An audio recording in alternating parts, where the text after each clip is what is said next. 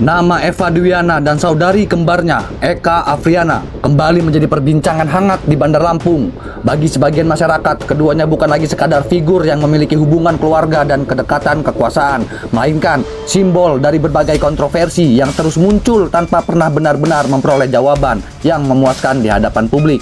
Di tengah penghargaan opini wajar tanpa pengecualian atau WTP yang diterima pemerintah kota Bandar Lampung, publik justru disuguhi rentetan laporan dan dugaan persoalan yang menyeret nama Eka Afriana, mulai dari dugaan pelanggaran izin operasional lembaga pendidikan, penerima dana hibah pemerintah, hingga laporan dugaan penyalahgunaan dana BOS yang kini menjadi bahan pembicaraan luas di kalangan masyarakat dan dunia pendidikan. Pertanyaan yang terus mengemuka adalah, mengapa nama yang sama selalu muncul dalam pusaran polemik? Eka Afriana diketahui merupakan pendiri dan pembina Yayasan Siger Prakarsa Bunda yang telah menerima dana hibah pemerintah daerah. Di sisi lain, muncul laporan mengenai penyelenggaraan pendidikan yang diduga tidak mengantongi izin operasional sebagaimana ketentuan yang berlaku. Jika benar terdapat pelanggaran, maka persoalannya bukan lagi sekadar administrasi, melainkan penyangkut dana kelola dan akuntabilitas penggunaan uang rakyat. Belum reda persoalan tersebut, muncul lagi laporan yang mengarah pada dugaan pengondisian belanja dana BOS di sejumlah SMP negeri Bandar Lampung. Dalam laporan yang beredar, disebutkan adanya vendor tertentu yang diduga ditunjukkan untuk pengadaan kursi dan meja sekolah tanpa proses persaingan yang terbuka.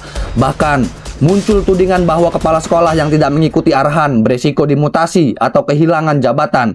Jika informasi ini terbukti benar, maka yang dipertaruhkan bukan hanya anggaran pendidikan, tetapi juga independensi para kepala sekolah dalam mengelola dana negara.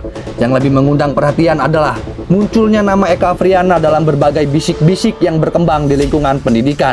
Sejumlah sumber bahkan secara terang-terangan meminta aparat penegak hukum menelusuri dugaan terkait pihak-pihak tertentu dengan vendor yang disebut mendapatkan keuntungan dari pihak pengadaan tersebut. Di tengah minimnya penjelasan resmi yang mampu meredam kecurigaan, ruang publik akhirnya dipenuhi spekulasi yang semakin sulit dibendung.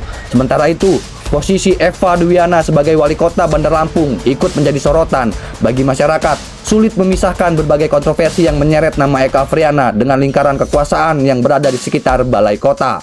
Akibatnya, setiap laporan baru yang muncul tidak lagi dipandang sebagai kasus yang berdiri sendiri, melainkan bagian dari pola yang dianggap menunjukkan adanya kedekatan antara kekuasaan, anggaran, dan kepentingan tertentu.